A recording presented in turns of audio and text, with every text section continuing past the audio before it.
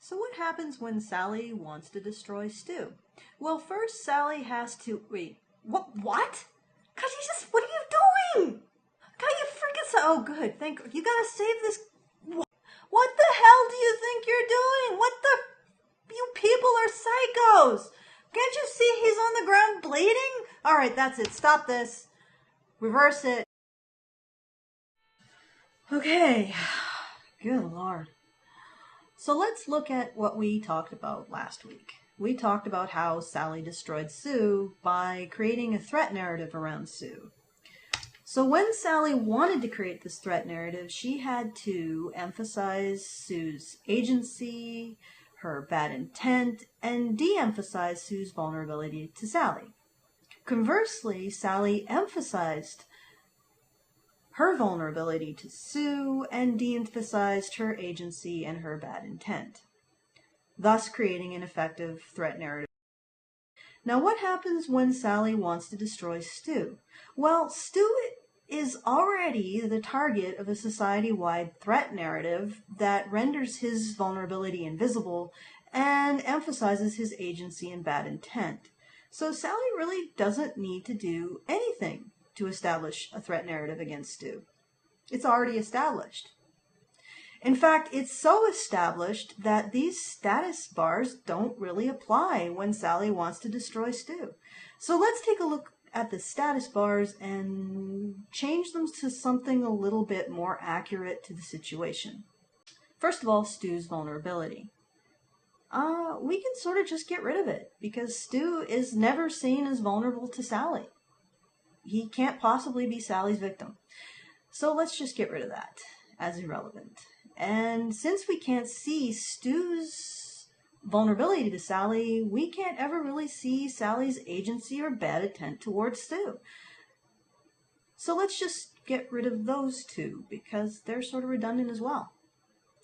Now let's look back at Stu's stat. When we look back at Stu's stat, we see that because we can't see Stu's vulnerability or how Stu's a victim of Sally, when Sally displays overt agency towards Stu or overt bad intent towards Stu, people recast it as Stu's bad intent towards Sally and overt agency towards Sally, simply because they just can't see how Stu is a victim of Sally.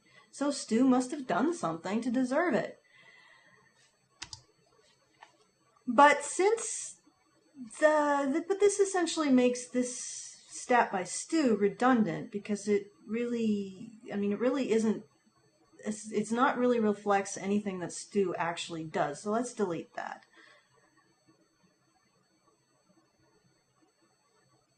Okay, good. Now, what we're left with Stu is what was formerly his vulnerability stat, and now becomes something else. It becomes his usefulness stat. And the reason why Stu's vulnerability stat becomes his usefulness stat is because it's pretty much measuring the same thing. It's still Stu's vulnerability, but now when Stu is seen as vulnerable, he's seen as useless. Whereas when Stu is seen as invulnerable, he's seen as useful.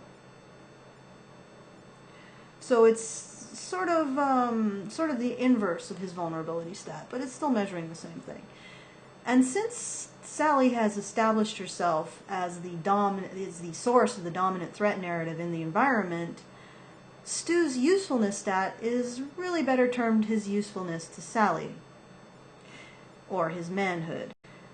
Now that we've established the correct stat bars for Sally and Stu, we can see something else. Sally's vulnerability determines Stu's identity. If Stu serves Sally's vulnerability, he's a hero. If he can't do anything to affect Sally's vulnerability at all, he's an idiot.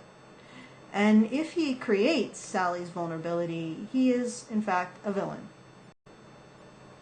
So let's look back at that scenario that we started off with, and let's include Bob.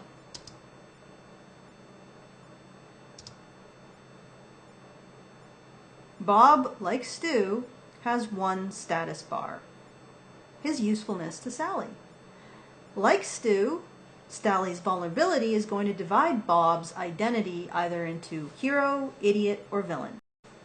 Because we can't see Stu's vulnerability to Sally, when Sally displays bad intent and agency towards Stu, it's actually Stu displaying bad intent and agency towards Sally, which makes him the villain.